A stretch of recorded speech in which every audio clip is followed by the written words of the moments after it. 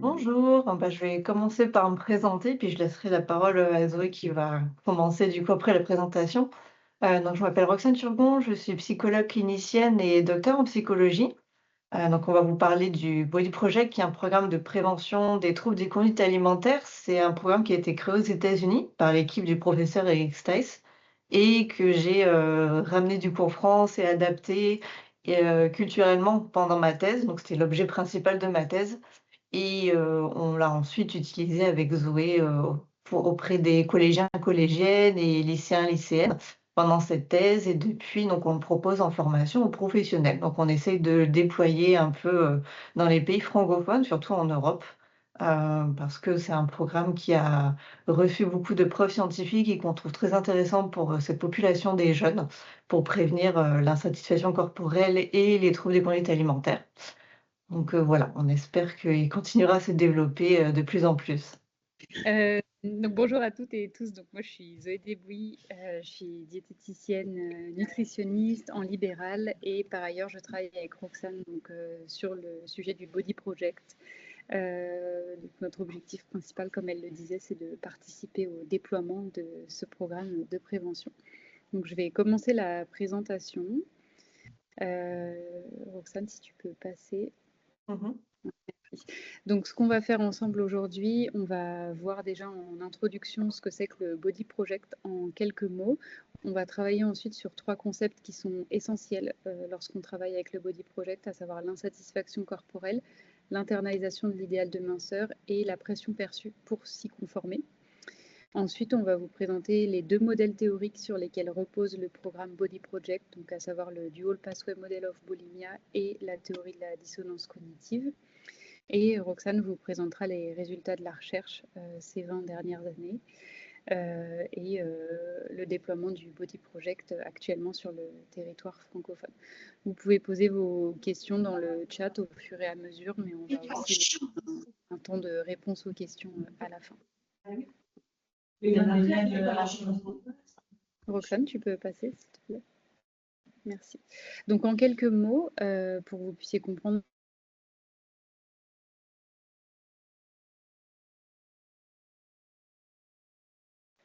Vous m'entendez ou pas? Quelqu'un a coupé mon micro. C'est C'est bon, bon? vas-y. Ok, super. Donc en quelques mots, donc le Body Project, c'est un programme qui contient 4 séances d'une heure chacune, qui se fait en groupe, en petits groupes, et qui inclut à la fois des discussions et des activités, des exercices pendant les séances et entre les séances. C'est un programme de prévention primaire, donc c'est-à-dire qu'on va agir avant l'apparition des symptômes TCA dans le but de les éviter. Et il s'agit de prévention ciblée, donc c'est-à-dire qu'on ne va pas le proposer en population générale, mais on va le proposer à un sous-groupe de population qui est particulièrement à risque de développer des troubles alimentaires. Donc là, en l'occurrence, la cible, ce sont des adolescentes et des jeunes femmes de 15 à 25 ans. Et c'est surtout sur cette cible-là que le programme a été étudié, même s'il est possible de le proposer à d'autres populations. Et donc, sur cette cible et concernant la diminution des facteurs de risque de développer un trouble du comportement alimentaire, c'est le programme le plus efficace à ce jour.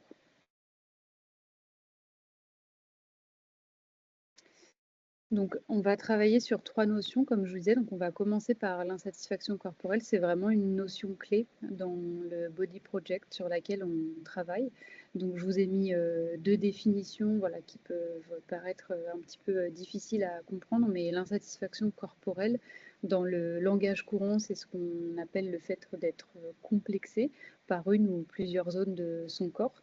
Mais en d'autres termes, voilà, on pourrait dire que c'est à la fois un état de forte préoccupation, avec beaucoup de cognition et de pensée tournées vers l'apparence du corps et vers des zones qui semblent disgracieuses pour la personne qui est concernée, associées à un vécu affectif qui est difficile, et on place généralement l'insatisfaction corporelle sur un spectre pour essayer de comprendre à quel moment ça nécessite une intervention pour améliorer la qualité de vie.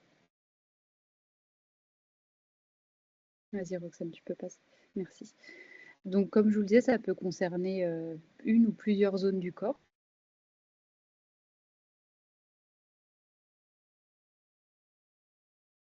Il y a ton micro qui a été coupé à nouveau. Je sais pas si c'est quelqu'un qui fait des réglages. C'est bon. Ok, bah voilà, c'est bon. Donc, comme je disais, ça concerne surtout le tissu adipeux, à la fois en termes de volume occupé dans le corps, mais aussi l'aspect du tissu adipeux. Parce qu'on en reparlera par rapport aux standards de beauté, mais on est souvent exposé à des standards de beauté qui ne contiennent pas ou peu de tissu adipeux, ce qui nous pousse à internaliser l'idée que le tissu adipeux est forcément disgracieux, ce qui explique que beaucoup de personnes en insatisfaction corporelle voient cette insatisfaction se porter sur le tissu adipeux. C'est bon, Roxane. Merci.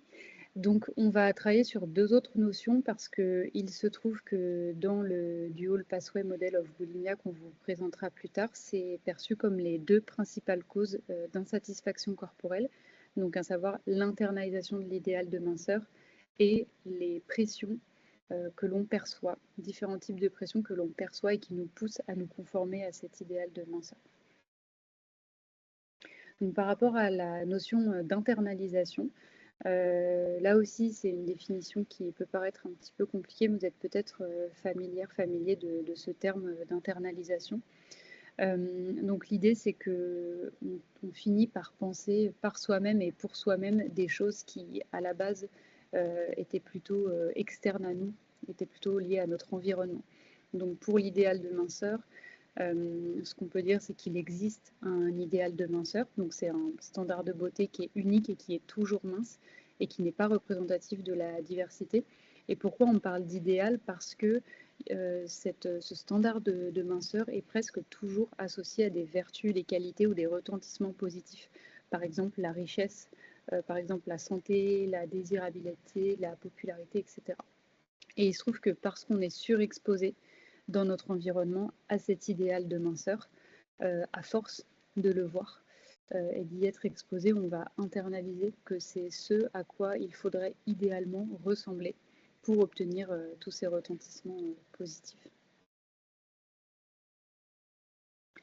Je vous propose un exercice qui travaille notamment sur cette notion-là et qui est un exercice tout simple qui est issu du Body Project et qui consiste à se trouver 10 caractéristiques corporelles qu'on apprécie à propos de nous-mêmes. Donc je vous propose de le noter maintenant sur un petit papier, de le faire voilà, juste pour vous comme une expérience. Si vous avez envie de le partager dans le chat, avec grand plaisir, n'hésitez pas. Et on travaille notamment sur, à ce moment du Body Project, on travaille sur la différence entre l'arrogance et la confiance en soi, l'estime de soi. Donc voilà, si c'est des choses qui vous traversent l'esprit, n'hésitez pas à vous dire que voilà, il ne s'agit pas d'arrogance, mais que si vous deviez vous trouver 10 défauts, probablement vous le trouveriez facilement.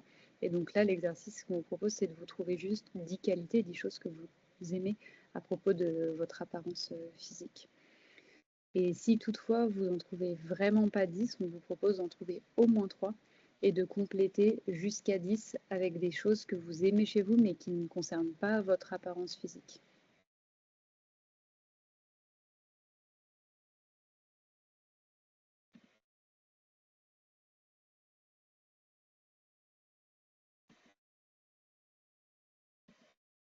Voilà, donc on peut passer à la suite. On va parler du coup de la deuxième cause de l'insatisfaction corporelle, donc c'est la pression perçue pour se conformer à l'idéal de minceur. Donc là, on parle de pression, mais en réalité, il en existe plusieurs qui prennent diverses formes et qui proviennent de diverses sources. Mais globalement, même si elles ne sont pas toujours perceptibles et que voilà, parfois elles sont même des bonnes intentions, c'est l'idée que dans notre environnement, plusieurs personnes, par diverses façons, peuvent nous inciter à nous conformer à cet idéal de minceur. Donc on va vous donner des exemples avec un deuxième exercice issu du Body Project, qui est la liste de perpétuation des comportements de, de beauté et de minceur. Est-ce que tu peux passer, Roxane, s'il te plaît? Voilà, super. Donc, je vous les liste. L'idée, c'est de vous demander parmi cette liste s'il y a des choses que vous faites, même si c'est rarement. Et en fait, c'est pas du tout pour poser une critique ou voilà, un jugement, c'est simplement pour vous accompagner avec l'idée que les pressions au sujet de l'idéal de minceur, c'est des choses qu'on peut toutes et toutes faire et on peut pressuriser d'autres personnes sans s'en rendre compte à ce sujet-là. Donc c'est par exemple le fait de faire un commentaire positif à une personne qui a perdu du poids. Parce que ça sous-entend que c'est forcément quelque chose de positif qu'elle ait perdu du poids et que c'est quelque chose à valoriser. Et donc, ça, en général, ce que les personnes qui ont reçu ce genre de commentaires peuvent dire, c'est que du coup, ça leur donne à penser que avant leur corps était moins bien et qu'il ne faut surtout pas qu'elles reprennent du poids. Donc on est vraiment dans cette idée d'internalisation collective de l'idéal de minceur et de pression intrapersonnelle. Ça peut être aussi le fait de suivre sur les réseaux sociaux certains comptes qui ne parlent que de beauté ou que de minceur, dont l'unique objectif est de parler de ces sujets-là. Ça peut être de regarder des émissions comme Miss France, de regarder avec insistance une personne en surpoids ou grosse. Ça peut être aussi d'acheter des produits dont l'unique argument marketing, c'est la perte de poids. Ça peut être de taquiner sous couvert d'humour une personne sur le sujet de son poids au plus globalement d'une caractéristique physique. D'encourager une personne à faire un régime ou un plan alimentaire ou un programme sportif dans un unique but de contrôle de l'esthétique, ou encore faire une critique à haute voix, bien sûr, sur le corps d'une personne. C'est souvent une personne qu'on ne connaît pas, comme une célébrité. Voilà, ça c'est des exemples de comportements qui perpétuent l'idée qu'il existe un idéal de minceur et que c'est important de s'y conformer.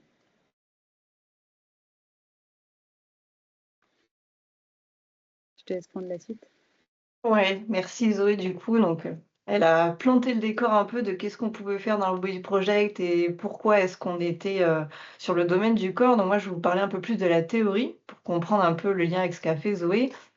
Alors, nous, on a tendance à dire qu'au niveau du Body Project, il est formé en fait sur deux modèles théoriques. Donc, on a d'abord le fond, c'est-à-dire notre contenu, sur quoi est-ce qu'on va baser nos séances et proposer dans les séances du Body Project. Donc là, le fond, le contenu est basé sur le Dual Pathway Model of Bulimia. Donc, si on traduit, c'est le modèle de la double voie. Et la forme, ça va être la façon dont les animatrices vont animer le programme auprès des participants, participantes. Et là, on est basé sur la théorie des sciences cognitives. Donc, je vais rentrer un peu plus dans le détail pour que vous compreniez à quoi font référence ces deux modèles théoriques. Donc, au niveau de notre fond, du contenu du programme, comme le disait Zoé, on est vraiment sur l'insatisfaction corporelle et l'image corporelle de manière générale. Alors pourquoi est-ce qu'on reste là-dessus alors qu'on est dans un programme qui vise à prévenir l'apparition de symptômes des troubles des conduites alimentaires? Et donc l'équipe d'Eric Stiles, pour pouvoir mettre en place le Body Project, pour pouvoir le créer, ils ont d'abord fait une étude pour voir un peu, évaluer quels sont les facteurs de risque des TCA. Et en fait, ils se sont rendus compte qu'il y a tout un enchaînement d'événements plus ou moins insidieux, plus ou moins rapides, qui amènent jusqu'au développement des symptômes TCA. Donc vous voyez à gauche qu'on parle de la pression pour être mince, donc c'est la pression perçue par soi-même, la pression qu'on reçoit de l'extérieur pour aller vers cette minceur. Et on a aussi l'intériorisation de l'idéal de minceur. Donc Zoé en a parlé, c'est quand on intègre le fait que, par exemple, en tant que femme, je dois ressembler à ce standard de beauté qui est souvent basé sur la minceur. Et donc ces deux facteurs de risque, quand on les a internalisés, quand on les a intégrés, amènent à l'insatisfaction corporelle. Parce que la personne va se rendre compte qu'il y a un écart entre son standard de beauté, son idéal, et puis le corps qu'elle a actuellement. Et donc cet écart crée l'insatisfaction corporelle. Et ensuite, cette insatisfaction corporelle peut amener à des comportements alimentaires problématiques, de type la restriction alimentaire, puisque la personne se rend compte qu'il y a un écart entre le corps qu'elle perçoit, le corps qu'elle a, et puis le corps qu'elle voudrait avoir, donc son corps idéal. Elle va du coup modifier son alimentation pour atteindre ce corps idéal et réduire cet écart entre les deux. On peut avoir aussi des effets négatifs, donc c'est le terme scientifique pour parler des émotions et des ressentis désagréables. Donc ça peut être, si on va un peu plus vers le pathologique, ça peut être tout ce qui est les symptômes d'anxiété, de dépression, mais sinon on reste plutôt sur de la détresse, de la souffrance psychologique. Et donc ça, c'est amené aussi parce que la personne se rend compte que parfois, malgré tous les efforts qu'elle fait, elle n'arrive pas à atteindre cet idéal corporel, ce standard de beauté. Et ensuite, bah, ces comportements problématiques au niveau de l'alimentation et ces affects négatifs peuvent amener au développement de symptômes TCA. Et donc, comme nous, on est dans la prévention primaire au niveau du Body Project, on va pas aller vers l'alimentation, on va rester vraiment au tout début de cette chaîne, au tout début de cet enchaînement d'événements. Et donc, on va rester sur l'insatisfaction corporelle, la pression pour la minceur et l'internalisation de l'idéal de minceur. C'est pour ça que dans le Body Project, on parle pas du tout d'alimentation, on reste vraiment au niveau du corps et de l'image corporelle et qu'on fait en sorte que les jeunes qu'on reçoit dans les séances se sentent mieux dans leur corps. Et au niveau de notre forme, donc c'est-à-dire la façon dont on va animer le programme, on est sur la théorie de la licence cognitive. Donc ça vient pas du tout de l'équipe d'Eric Stice, ça vient de Léon Festinger, qui est un psychologue social, qui faisait de la recherche donc dans la psychologie sociale, c'est le champ de la psychologie où on va voir comment les humains interagissent entre eux, que ce soit en deux à deux ou que ce soit dans des groupes. Et donc lui, il a théorisé la licence cognitive comme étant en fait une différence entre, une attitude alors pour eux en psychologie sociale, une attitude, c'est la façon dont on pense. Donc entre une attitude et des informations qu'on reçoit ou alors une différence entre une attitude, donc la façon dont on pense et puis le comportement qu'on va avoir. Par exemple, si on prend un exemple qui va, en lien avec le programme, ça va être, je voudrais, donc mon idée, ça va être mon attitude, ma façon de penser, ça va être l'internalisation de l'idéal de minceur et puis mon comportement, du coup, qui va dans le sens de cette façon de penser, ça va être, je vais, mettre en place un régime. Et du coup, la personne va être en dissonance si elle fait des comportements qui vont aller dans l'autre sens de cette façon de penser. Par exemple, je vais aller au McDo avec les copines ce samedi. Donc ça va complètement à l'encontre de cette internalisation de l'idéal de minceur, du fait qu'elle souhaitait faire des régimes pour aller vers cette minceur.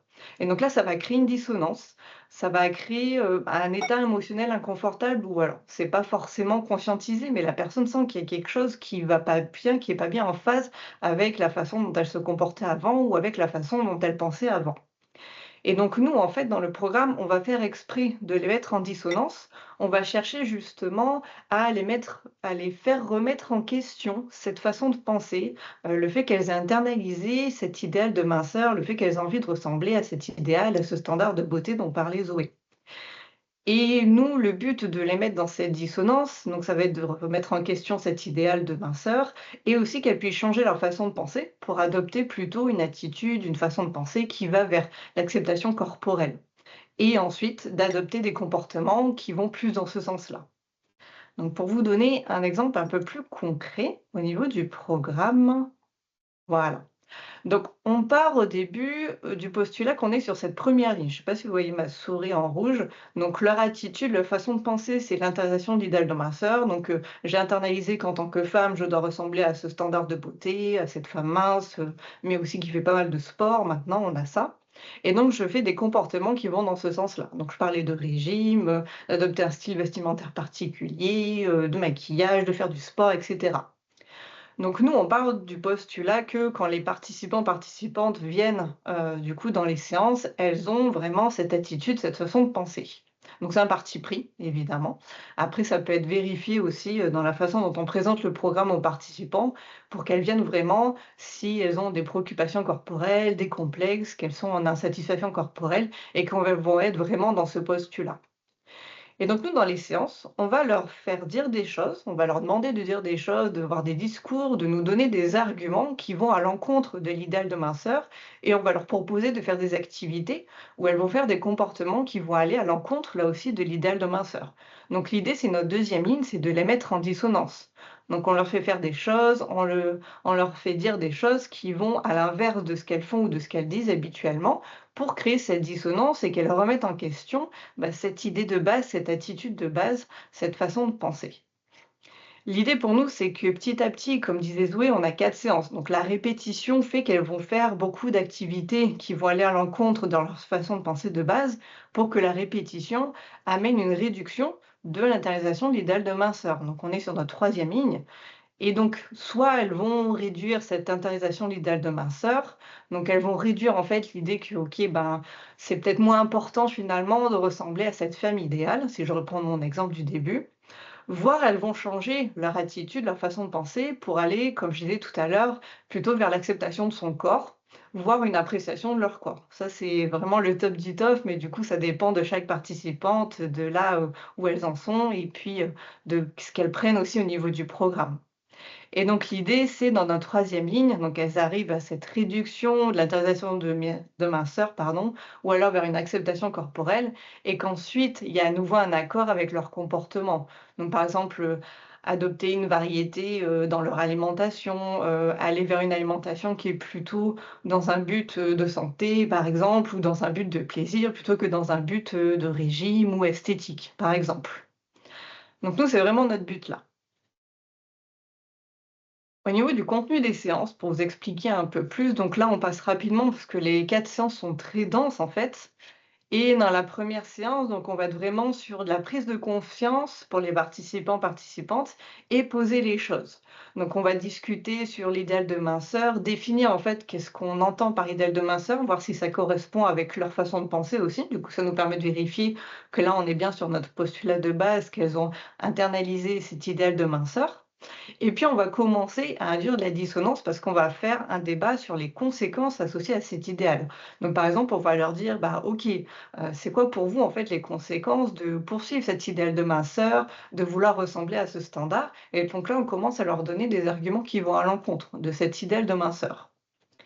À la deuxième séance, on va proposer, entre autres, un jeu de rôle, qui leur permet de décourager la poursuite de l'idéal de minceur. Donc en gros, c'est l'animatrice qui va, jouer une personne qui est à fond dans l'idéal de minceur, qui veut ressembler, à ce standard de beauté, qui fait des comportements qui vont dans ce sens-là. Et puis les participants doivent trouver des contre-arguments pour lui proposer, bah, d'aller dans une autre direction, de faire quelque chose qui va plus vers l'acceptation du corps, par exemple. Donc là aussi, on les met en dissonance, pardon, parce qu'on va leur demander de donner des arguments qui vont peut-être à l'encontre de ce qu'elles font ou de ce qu'elles pensent habituellement. À chaque séance aussi, on revient sur les activités qu'on leur propose de faire entre les séances. Donc en plus des 4 séances, on leur propose de faire 2 à 3 activités suivant les séances. Ça permet de faire du lien entre chaque séance et ça permet d'amener un peu plus de dissonance et là aussi d'avoir cette répétitivité et que le programme soit plus efficace. À la troisième séance, donc là, on revient aussi sur les activités à domicile. On fait un autre jeu de rôle. Donc là, ça va être contrer les déclarations sur l'idéal de minceur. Donc là, à nouveau, l'animatrice va se mettre dans un rôle de personne qui est à fond dans l'idéal de minceur.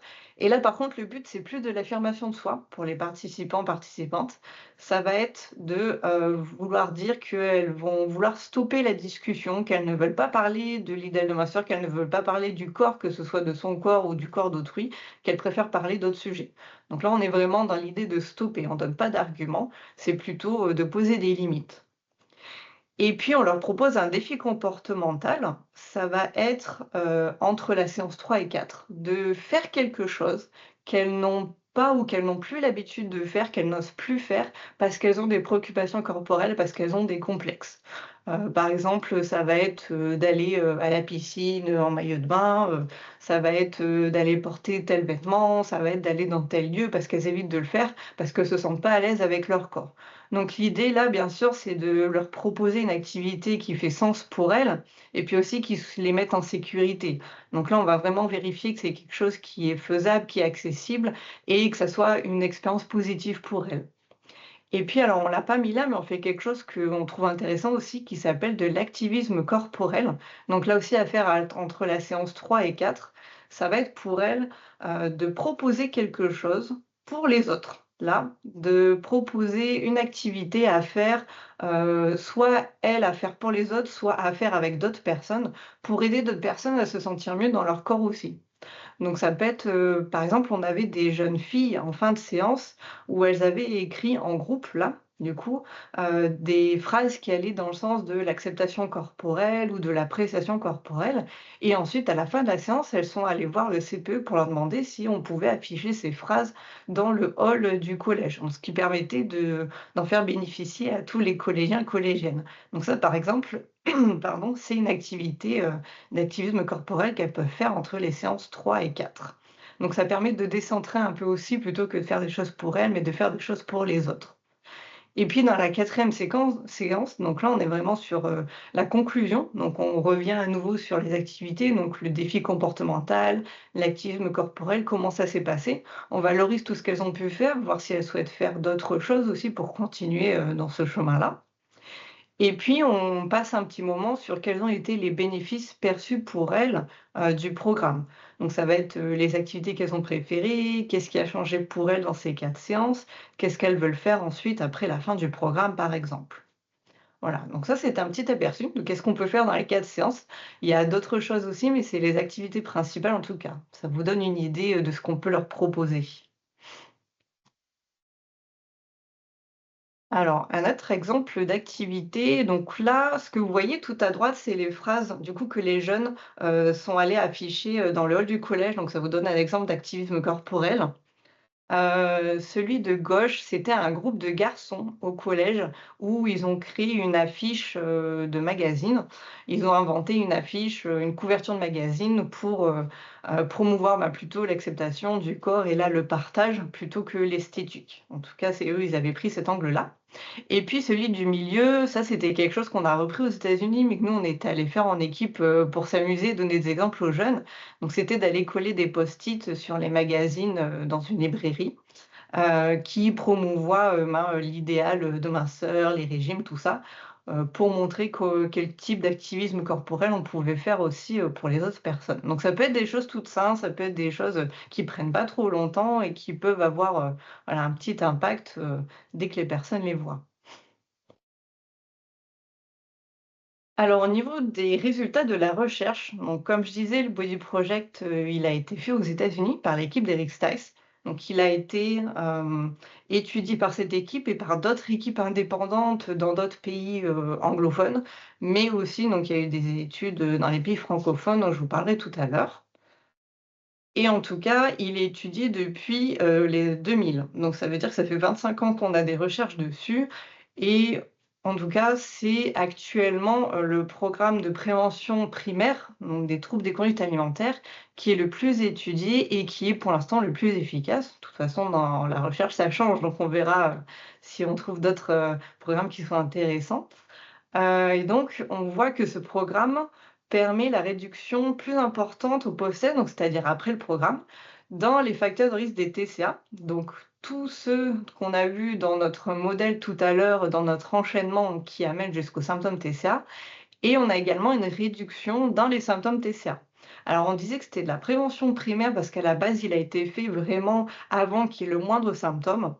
Et puis, ils ont souhaité voir ce que ça donnait en prévention, alors je ne sais pas si on peut parler de prévention secondaire, mais en tout cas, si on avait des personnes qui étaient en tableau sous-clinique. C'est-à-dire des personnes, des jeunes, par exemple au lycée ou jeunes adultes à l'université, qui pouvaient avoir quelques symptômes comme des compulsions alimentaires ou de la restriction alimentaire. Ils les ont inclus dans le programme pour voir ce que ça donnait et ils ont vu que quand les personnes étaient en tableau sous-clinique, ça permettait de réduire également leurs symptômes TCA après le programme.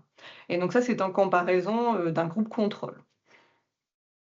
Et ce qui est super intéressant aussi pour nous, c'est qu'on voit que les résultats se maintiennent en comparaison du groupe contrôle là aussi, jusqu'à 3 ans après la fin du programme, sur les facteurs de risque des TCA, le dysfonctionnement social et les symptômes TCA. Donc ça, c'est super intéressant parce que ça veut dire qu'en 4 séances d'une heure, donc pendant un mois, ils ont une séance par semaine, ça suffit pour que les facteurs de risque soient maintenus à un niveau qui soit pas, pathologique, pour, les participants, jusqu'à 3 ans.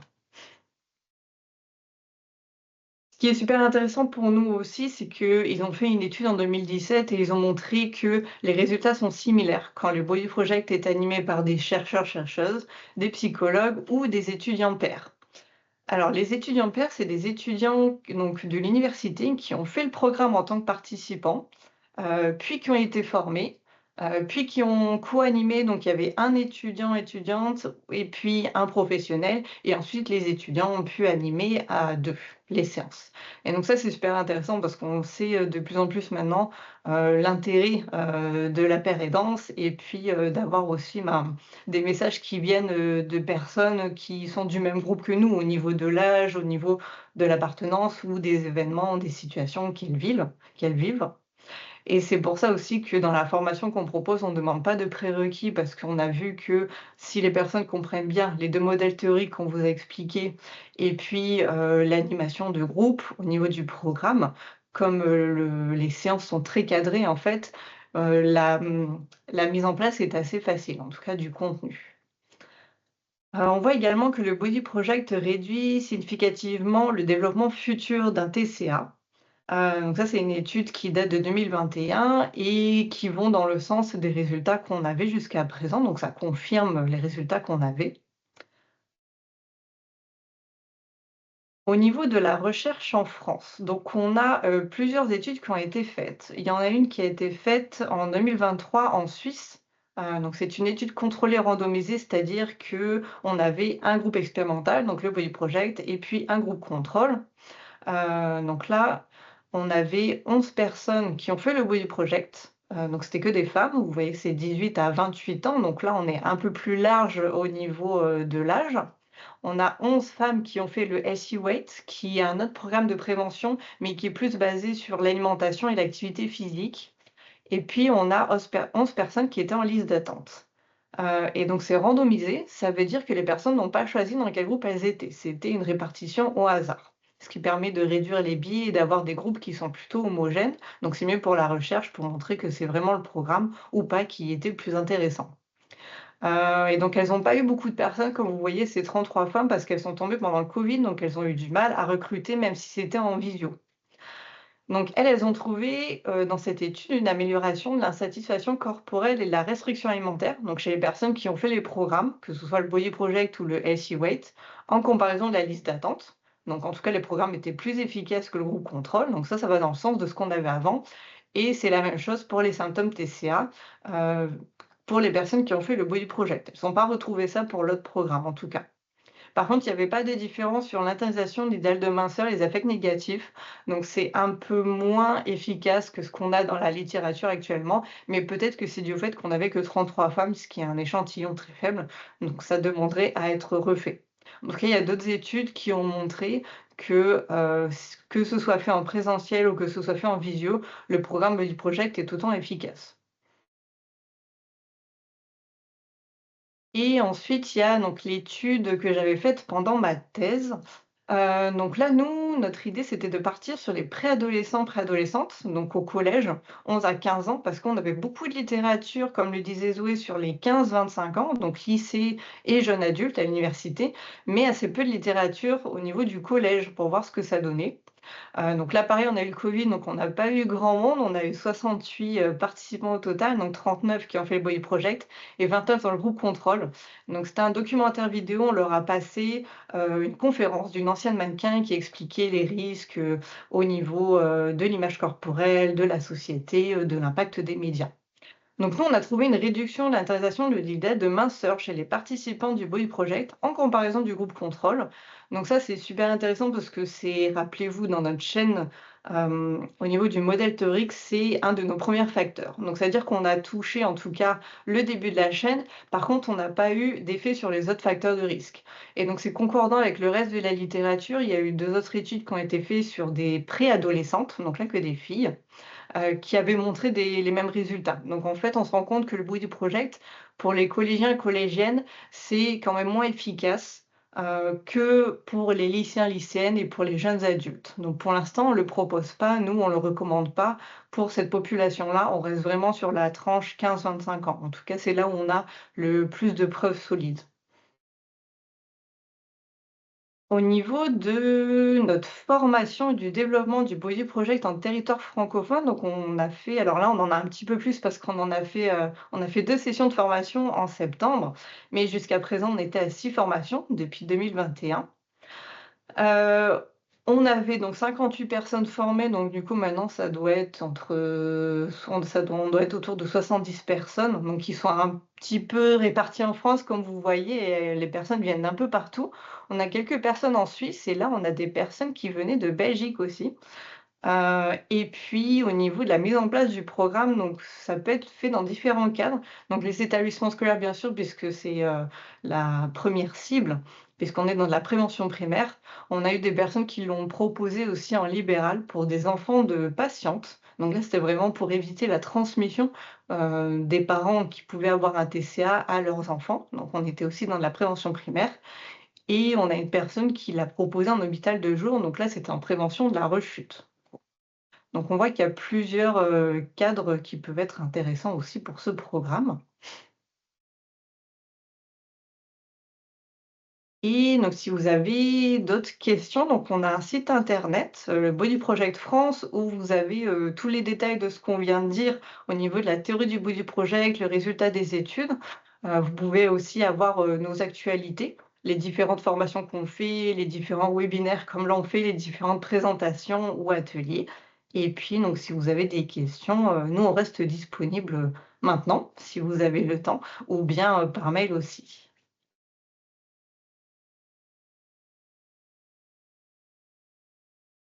Super, merci de votre présentation, Zoé et Roxane, c'était très intéressant.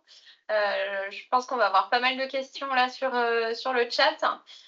Est-ce que vous pouvez juste nous préciser par rapport à la formation que vous effectuez, comment ça se passe, combien de jours de formation, quelle est la durée, comment c'est organisé? Oui, avec plaisir. Donc pour les formations, pour l'instant, on a un seul format. Donc c'est une formation qui dure 2 jours consécutifs en présentiel. Donc on se déplace partout, voilà, tant qu'on a une salle qui est propice à la formation, on est d'accord pour se déplacer partout. Donc voilà, 2 jours en présentiel. Et ensuite, on organise 2 demi-journées de supervision à distance des jours de présentiel. Donc la première demi-journée à 6 mois et du coup, la deuxième, 6 mois encore plus tard, donc 1 an après les 2 jours de présentiel. Et donc ces journées de supervision, c'est pour que les participantes, les stagiaires puissent faire un retour sur la mise en place du Body Project, et qu'on puisse voilà, éventuellement retravailler des points théoriques, retravailler des points pratiques sur l'animation des groupes, voir s'il y a eu des difficultés, voilà, vraiment de la supervision de groupe. Ok, très bien. Et lors de l'animation des groupes, vous conseillez que ce soit fait avec 2 intervenants ou ça peut être un seul intervenant par groupe? Alors ça peut être, une seule personne, c'est possible, certaines personnes le font. Globalement, le retour qu'on en a, c'est que c'est beaucoup plus confortable en plein d'aspects de co-animer. À la fois pour la structure des séances, c'est plus simple de bien gérer le temps tout en proposant toutes les activités. C'est plus simple d'un point de vue logistique aussi. C'est plus simple d'un point de vue de la confiance en soi aussi, surtout pour les premières séances. Voilà, donc la plupart des gens, co-animent à vrai dire. Ok, très bien.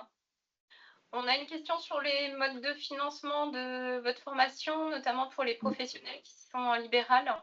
Oui, et après, du coup, on reviendra. Il y a eu une question avant qu'on a sauté Oui, sur sur comment l'Internet. évaluer l'internalisation. Donc, pour le financement, alors ça dépend beaucoup. Euh, donc, pour le financement, en tout cas, ça dépend si c'est le financement de la formation ou le financement de la mise en place des groupes. Donc pour la formation, ça dépend avec les différents organismes de formation avec lesquels on travaille. Certains sont certifiés Calliope, d'autres non. Donc quand il y a une certification Calliope, voilà, il y a une possibilité éventuelle d'avoir une prise en charge FIF-PL par exemple, ou autre selon le corps de métier. Et autrement, donc du coup pour la mise en place des groupes, là aussi ça dépend. Globalement, on cherche des subventions qui viennent soit de l'ARS, soit des régions, des mairies. Voilà, ça dépend. On fait souvent de la recherche de subventions. Après, il y a aussi quelques personnes, comme le disait Roxane, qui animent des groupes en libéral, donc avec leur patientèle ou avec une patientèle qui vient aussi d'autres professionnels de santé autour. Et donc, dans ces cas-là, on est sur de l'autofinancement. Chaque personne qui participe au programme paye ses séances comme des consultations. En fait, c'est quelque chose qui est possible aussi. Ok, merci. Donc oui, on va Roxane, répondre. je te laisse répondre du coup sur les questionnaires, notamment pour l'internalisation de l'idéal de minceur, mais aussi les autres questionnaires. Ouais, ça marche. Excusez-moi pour le bruit, mon écran s'est cassé la figure. On n'a pas entendu le bruit, mais on a vu la chute. OK. Alors, pour évaluer l'internalisation de l'idéal de minceur, utilisez-vous un test questionnaire particulier? Alors oui, dans le cadre de la recherche, mais vous pouvez aussi utiliser les questionnaires si ça vous intéresse dans votre pratique clinique, ça, il y a aucun problème. on utilise la SATAC. Alors j'ai plus le nom, parce que SATAC, c'est un acronyme, j'ai plus le nom en entier, mais en gros, c'est un questionnaire qui permet d'évaluer, les attitudes ouais, merci Zoé, elle l'a mis dans le chat, qui permet d'évaluer les attitudes, vis-à-vis de l'apparence et vis-à-vis des, normes culturelles. Donc c'est un questionnaire qui est trouvable en ligne gratuitement, enfin sur internet PDF. Il y a certains chercheurs qui sont sympas et qui mettent en ligne gratuitement les questionnaires qu'ils créent. Donc celui-ci a été validé, scientifiquement, donc vous pouvez l'utiliser aussi dans votre pratique. Et puis, sinon nous, on peut vous le fournir aussi, ça, il y a pas de problème si vous nous contactez. Et puis, donc dans le cadre de la recherche, c'est obligatoire en fait de faire passer des questionnaires avant et après et parfois plusieurs mois après pour voir, les changements en fait, et l'impact du programme et ensuite si les résultats se maintiennent. Dans votre pratique, c'est pas obligatoire, mais on sait que certaines personnes qui ont été formées, ont utilisé ces questionnaires, ils les utilisent, ça leur permet de faire aussi, le recrutement, voire l'exclusion au début des personnes. Comme on vous l'a dit, il a été fait pour de la prévention primaire, donc on n'inclut pas des personnes qui ont un tableau clinique des TCA. Donc ça leur permet aussi, quand ils et elles ne connaissent pas les participants, participantes, de faire cet écrémage-là. Et ça leur permet aussi, si en fait ils ont eu un financement par des structures ou des instances, de pouvoir faire un retour pour leur montrer l'efficacité du programme avec quelques questionnaires qui ont été faits passer aux participants, participantes. Le tarif de la formation, alors ça dépend, des organismes de formation. Donc nous, on demande une tarification fixe, du coup avec Zoé et ensuite l'organisme de formation prend plus ou moins suivant les organismes, donc ça rajoute un petit coût. Donc ça, on ne pourra pas vous dire, il faudra regarder sur notre site les sessions en ligne, ça vous permet de voir les différents endroits, Et et du coup, puis du coup j'étais en les train, différents organismes de formation. Pardon? c'est exactement ce que j'étais en train de décrire et je cherchais le prix pour illustrer. Je le mets dans le chat aussi, mais par exemple, la prochaine session qu'on propose à Paris avec l'organisme Andat TCA, le prix est de 600 € par personne. Donc ça vous donne un ordre d'idée. On est dans ce genre de tarification parce que ça varie quand même un petit peu selon les différents centres de formation, mais on est à peu près là-dessus. Donc pour les 3 jours, 21 heures de formation.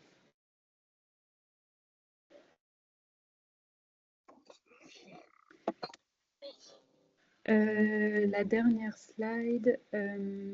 Ah oui, Oui, pour bodyprojectfrance.fr.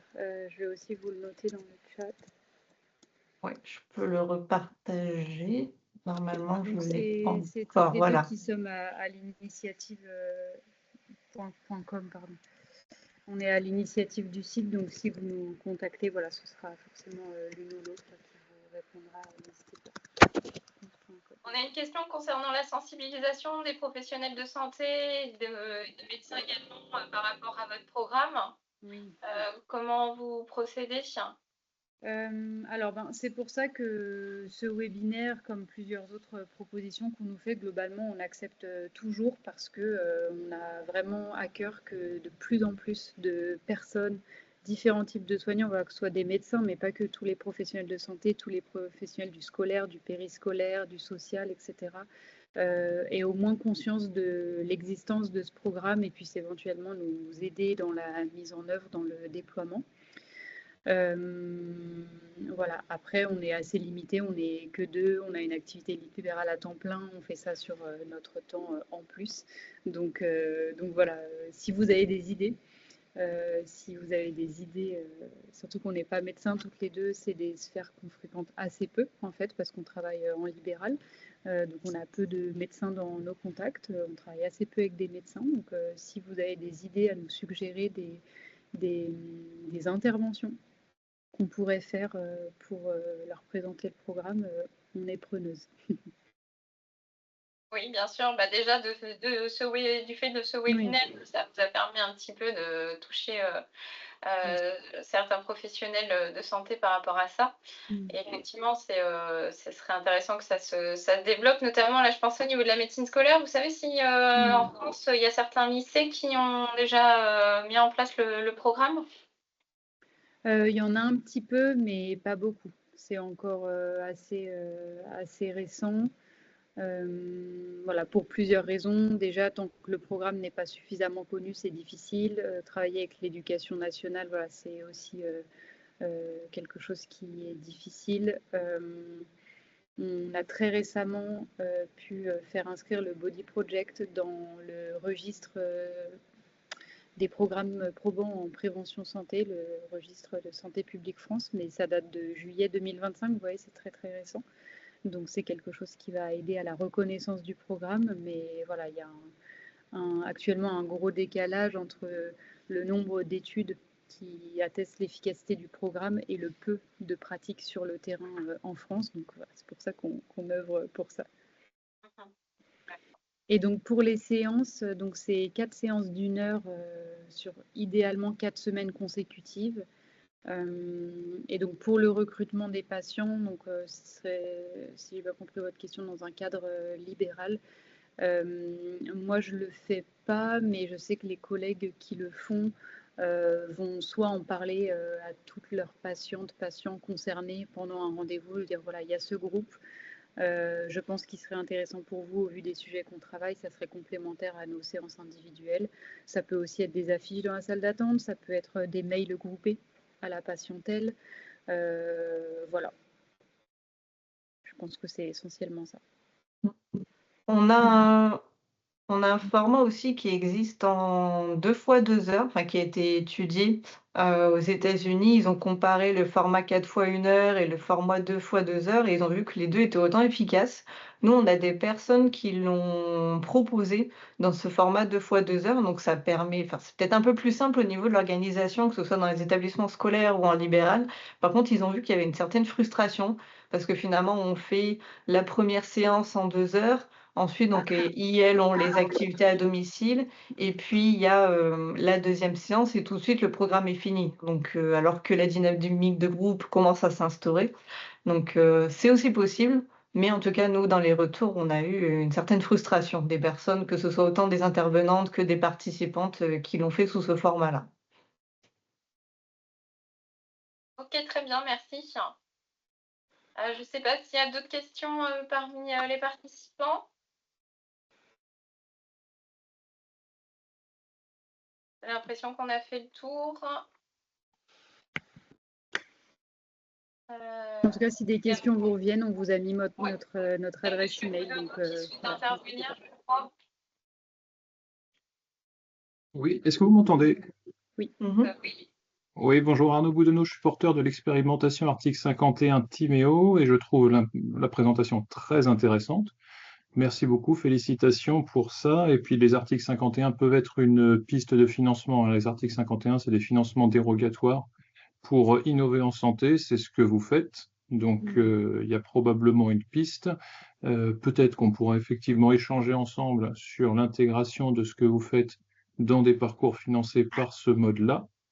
Et j'avais une question concernant les effets du Body Project, on va dire, sur des populations d'autres tranches d'âge, parce que c'est vrai que là, on était très centré sur du 15, 25, 28, mais est-ce qu'il a été étudié sur d'autres tranches d'âge, chez les messieurs également, et peut-être sur des statuts de troubles du comportement alimentaire différents, voilà, sur différents niveaux, différents stades? Alors donc comme on l'a dit, on l'a étudié, il a été étudié plusieurs fois au niveau du collège, donc 11-15 ans, mais on voit que les effets sont beaucoup moins intéressants. Donc pour l'instant, on le conseille pas pour cette tranche d'âge. Et au niveau de la littérature, ce que j'ai regardé, moi en tout cas, c'est que pour l'instant, de manière générale, les interventions ou les programmes qui existent en prévention des TCA au niveau du collège sont assez mitigés dans leurs effets et on ne sait pas trop pourquoi. Donc ça sera à creuser, en tout cas, ça sera intéressant parce que on voit aussi dans nos pratiques qu'on a, un peu plus de jeunes malheureusement qui vont vers l'insatisfaction corporelle, voir les symptômes TCA déjà au collège, donc ça serait intéressant de pouvoir proposer, des interventions à ce niveau-là. Au niveau des hommes, oui, donc 15-25 ans, ça a été d'abord étudié sur des femmes, mais il a été étudié aussi sur des hommes. Donc c'est le même programme et qu'on adapte au niveau de l'idéal du corps pour qu'il corresponde aux standards masculins de beauté actuels. Donc il peut être fait aussi, sur cette tranche d'âge 15-25 ans pour les hommes. Et donc c'est des groupes non mixtes. Donc on va mettre, les femmes et les hommes, séparément. Ce qui se pose aussi la question, des personnes qui ne se reconnaissent pas dans ces 2 genres et donc il y a une version inclusive qui a été créée là en 2021 par une autre équipe, donc ça s'appelle le Everybody Project et on est en lien avec cette équipe, on est en train de faire une étude, en Nouvelle-Aquitaine, du coup. Donc c'est dans une autre région, on est en train de faire une étude pour voir si le programme est adaptable là aussi à la population française. Ça permettrait, de ne pas avoir ces questions de genre et qu'on fasse un groupe avec, toutes les personnes qui soient intéressées. Donc ce serait plus simple au niveau, de l'organisation aussi et de l'inclusivité de tout le monde. Et ensuite, on a quelques programmes qui ont été créés et étudiés, dans 1 ou 2 études, au niveau des athlètes. Donc là, c'était pour les étudiants aussi. On a eu des choses, pour les couples, on a eu des choses pour, les femmes en préménopause. Par contre, il y a eu qu'1 ou 2 études à la fois et nous, on n'a pas les manuels, donc on sait que ça existe, que ça a été étudié, mais pour l'instant, c'est pas très répandu. Mais ça peut être des pistes intéressantes aussi, suivant le public, que chacun et chacune a. C'était exactement à ça que je pensais, parce que la population, enfin, qui est recrutée dans le programme Timéo, il y a une population, une majorité de femmes, 80% de femmes autour de 45-55 ans. Et donc, on était très loin de la cible proposée par le Body Project. Et c'était voilà, pour avoir un avis peut-être de votre part à ce sujet, sur les attentes et les possibilités, en tout cas. En Et tout ben, dans cas, cette vu version-là, que alors pour l'instant, il y a qu'une étude, à ma connaissance sur cette version du programme pour, les personnes en préménopause et donc je sais que dans le programme de ce que j'ai vu de l'étude, ils ont inclus en fait, beaucoup de discussions et d'activités autour de l'agisme et d'accepter les changements corporels, à cette période, de la vie. Par contre, il y a eu qu'une étude et il y avait pas de groupe contrôle, donc eux, ils ont vu des effets pour les personnes qui ont fait le programme entre avant et après le programme, mais ça demanderait à ce qu'il y ait un peu plus d'études pour qu'on voit vraiment s'il y a une efficacité, prouvée autant que la version de base que nous on a. Mais ça peut être une piste intéressante en effet, ouais. Et pour compléter, je dirais qu'aussi au-delà des études pour les populations sur lesquelles on n'a pas ou peu d'études, c'est pour ça qu'on vous présentait aussi tout le Dual Pathway Model et qu'on vous présentait à quel point le programme est efficace sur certains facteurs comme, l'internalisation de l'idéal de minceur, beauté, l'insatisfaction corporelle. C'est que si vous travaillez avec une population qui présente, assez typiquement ces symptômes-là, voilà, comme l'insatisfaction corporelle, a priori, il y a de fortes chances que le programme Body Project, appliqué tel quel ou un petit peu adapté à des spécificités de cette population, il y a de fortes chances qu'il agisse sur ces facteurs-là. Du coup, pas en prévention TCA forcément, mais en tout cas directement comme traitement de l'insatisfaction corporelle. Il y a de fortes chances, en théorie, ça se tient. Après, voilà, c'est pas ou peu étudié, mais c'est intéressant. Nous, on vous encourage à le faire, à le tester, voire à travailler avec des nouvelles équipes de recherche, parce que du coup, comme vous l'avez vu, en territoire francophone, sur le Body Project, il y a très très peu d'études, alors qu'il y en a énormément de l'autre côté de l'Atlantique. Donc ce serait intéressant aussi, si vous avez des contacts dans la recherche, pourquoi pas aussi faire dans le cadre d'une étude. Ça serait une bonne idée. En tout cas, j'ai une cohorte de patients, donc on pourra échanger à ce sujet. Avec grand plaisir, ouais. Avec Merci. plaisir. Bon, bah, Merci en trop tout bien, cas merci pour beaucoup. beaucoup de messages positifs dans le chat qui nous remercient, qui ont été intéressés. Donc merci beaucoup pour les messages, ça fait plaisir de voir votre intérêt. Ouais, votre intervention a été particulièrement appréciée, je pense. Génial, tant mieux, tant mieux, tant mieux. Bon, bah, merci beaucoup à vous deux et merci à tous les Ouais. participants. Merci à toutes et tous. Oui, on va vous libérer. Merci encore de votre disponibilité. Et donc, vous avez laissé vos coordonnées pour les personnes qui souhaitent pouvoir échanger avec vous pour d'autres projets. Bah, merci beaucoup. Et donc, on Au revoir. continue pour un prochain webinaire au B-Centre le 14 octobre. Bon après-midi à tous. Au revoir.